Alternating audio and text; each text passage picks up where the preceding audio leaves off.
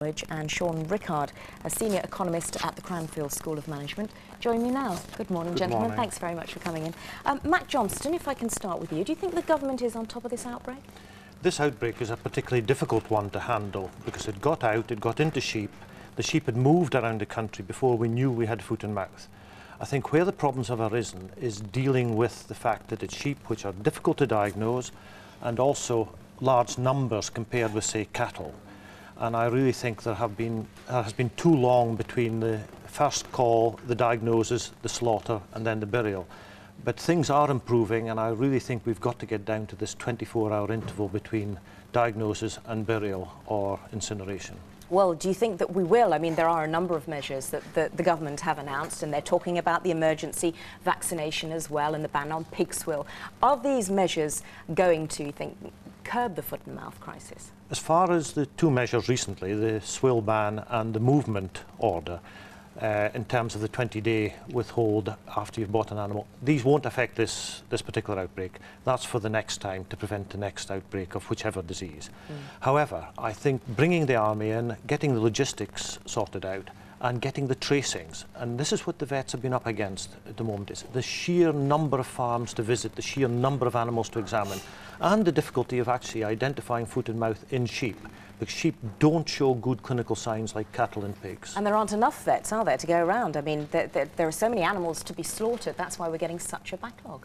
The actual slaughter can be done by a number of people. Vets, yes, licensed slaughtermen and huntsmen and kennelmen as well. However, the veterinary schools have responded by offering final year students. We, for example, have had 29 students ready since last Thursday to go out and help, and the first tranche are going out this morning. So there are numbers out there, but it's just the sheer logistics of visiting so many tracings. Emergency vaccinations, do you think that's a good idea? Apparently it won't affect our disease-free status, according to the EU. Looking at vaccination, there are probably more downsides than upsides on vaccination. However, there is some merit in looking at strategic and very targeted vaccination of certain groups of animals. Sean Rickard, we've been hearing throughout the programme about the damage this is doing, not just to the farming industry, but also to tourism. I mean, how bad is it? Well, I think it's far more serious for the tourist industry than the farming industry. Farmers get compensation. Farmers are getting compensation not only for the animals destroyed, but they're also getting other support to maintain their businesses. There are many small family businesses in the tourist industry who've remortgaged their properties, put their life savings into the business. No one's going to help them. They've had their customers turned away. That's not going to come back within a matter of months. And it's a much bigger industry than the agricultural industry. The agricultural industry accounts for what?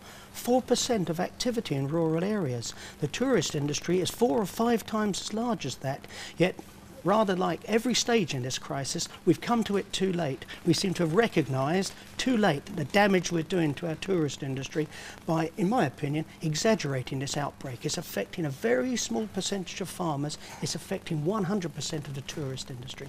Well, indeed, and foreigners who will see pictures of burning carcasses will not come to Britain. How long will it be before the tourist industry in this country recovers? Well, that's incredibly difficult to say. Fortunately, now the government realised the mistake that's been made, and they're trying to correct it.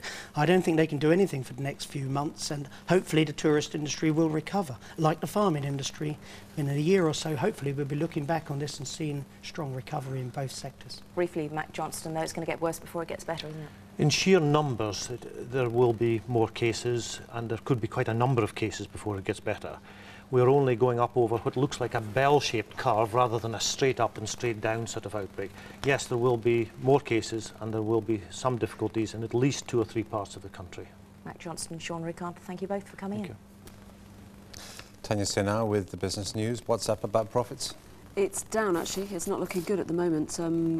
House of Fraser had some more positive things to say about the last couple of months' sales. They're up, but broadly, more companies are issuing warnings about their profits. The stockbroker Tether and Greenwood has warned the market to lower its expectations for the company's full-year results, which are out in April.